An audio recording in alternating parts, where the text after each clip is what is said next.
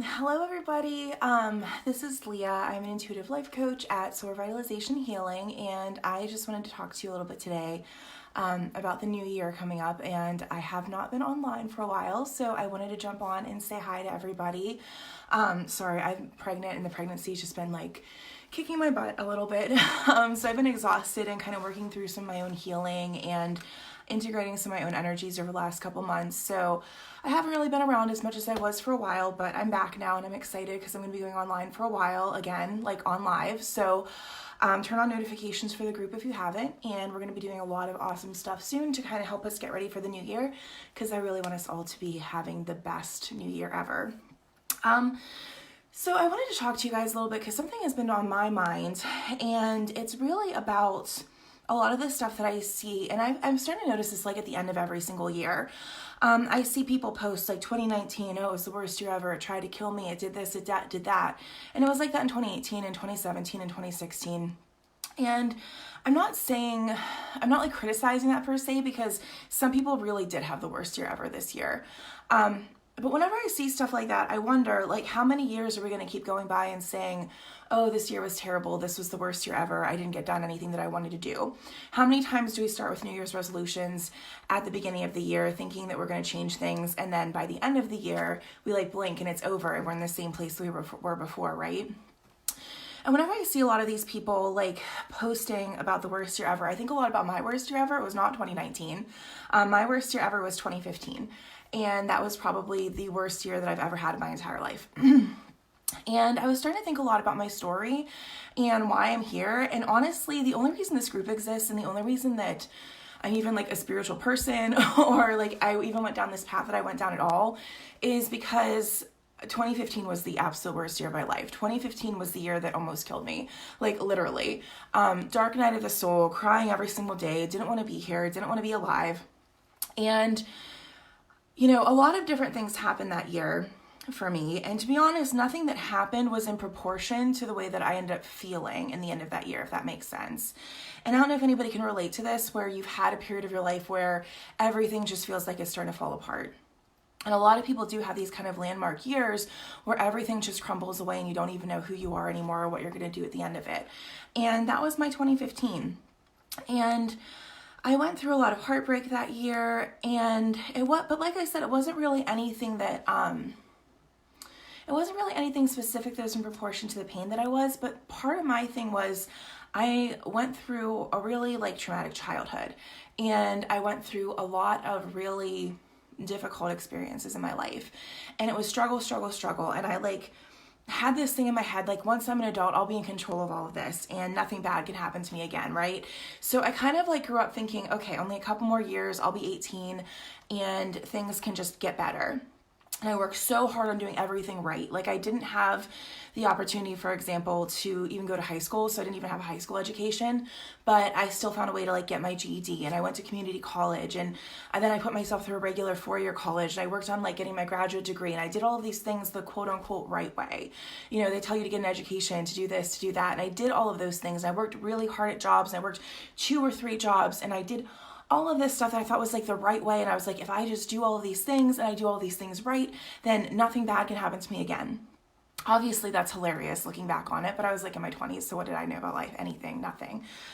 And I think 2015 was the year that I finally realized that nothing was working. And this like little picture book life that I tried to plan for myself to give myself this sense of safety and this idea that everything was going to be safe and stable and secure, and I could quote unquote be normal and just move on through my childhood and pretend that nothing ever happened, that's when those illusions came crashing down.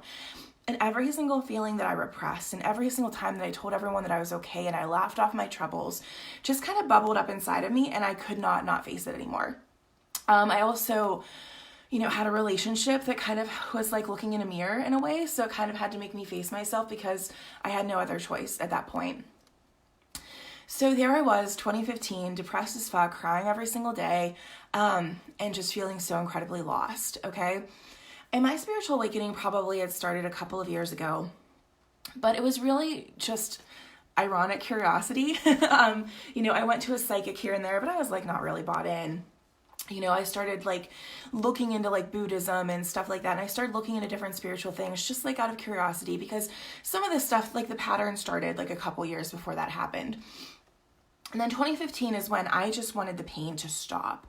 I would try anything. And I went to all of these places. I went to psychiatrists, I went to traditional therapists, I went to spiritual healers, I went to psychics. I went to anybody that I could find to try to help me, and it seemed like nobody could help me. I don't know what happened. I think a lot of it was my karma, actually knowing a lot about my soul contract and what I came here to do. But it was really hard for me to even find somebody who could give me good care. I had a psychiatrist who told me when I was suicidal that some people just don't get better. Like it was like my fault, and I just like, was one of those people who might never just get better. I had like therapists who just kind of gaslit me, and I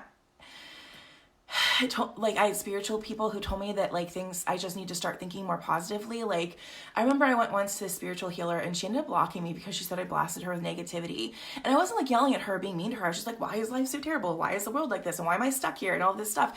And she got really mad that I said that, and she like blocked me, and she blasted me because for blasting her with negativity, and told me that the lesson that I needed to learn was that I just needed to be happy. And I was kind of like, okay, that's why I'm here. I don't know how. Like I'm trying, I don't know how. And I did try, and I tried all of these different things. And literally nothing worked for me.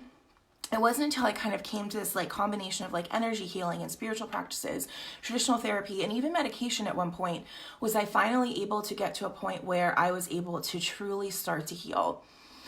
And the good news is, because I put in all that work, and because I spent all of this time working on myself, I started to realize that I could get better.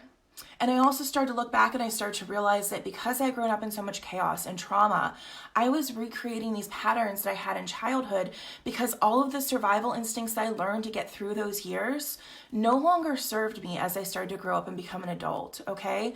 So I became an adult, and I'm applying these like tactics that I learned to keep myself safe growing up, and they didn't serve me at all. They're causing all these problems. They're causing more chaos in my life. They're causing these patterns to continue. So despite the fact that I thought that I was doing everything right, subconsciously I was attracting some things, and I'm even not even going beyond the law of attraction, although that's part of it. Like I was kind of creating these scenarios, right? You want somebody to stay, so you tell them to get away from you and never talk to you again because you don't want to get hurt. Like all of this stuff that it's not rational if you sit down and think about it, but in the moment, I think we've all had these moments where we've done things that kind of get us the opposite from our aims because we want to protect ourselves. And I kept doing that over and over again. I kept putting myself in situations that made my life worse and made my life harder. And these patterns kept going and going and going, right? So anyways, the whole point of this is I want to say, because I was able to spend all this time going in 2015 working on myself and finding all of these different techniques and learning how to really be in the moment and tolerate my emotions and really just call myself out on my own bullshit, I've never had a year where I can look back and say it was as bad as 2015 ever again. And I'm really proud of that. And I'm not saying that I'm never going to have a bad year again, because I think we all go through stuff we can't really control, right? There's just part of life is quote unquote negative experience, grieving, that sort of thing. But if I can save anybody like a minute of the grief that I spent, because like my pain was like intense. I wish there's a way to like explain it. But it was like kind of over the top, to be honest. But whenever anybody who's depressed kind of has like that over the top kind of me kind of pain, right? But I kind of went through this time of like self-pity, and until I finally really started to face myself and face the way that I was self-sabotaging and the way that I was creating all these patterns, the way that so that I could not handle my emotions, I kept creating that, and I got to stop. So anyways, my point is, one of the things I wanted to challenge everyone to do this year, at the end of this year as we close it up, is think, is this the worst year you ever had? I hope it wasn't. But if it was, I honor your pain. I validate your pain. And I believe you. I believe that it was terrible. I believe that the last 5 years were terrible, or however many years it was, right? But do you want to spend the rest of your life at the end of every single year posting some meme about how terrible life was and really meaning it?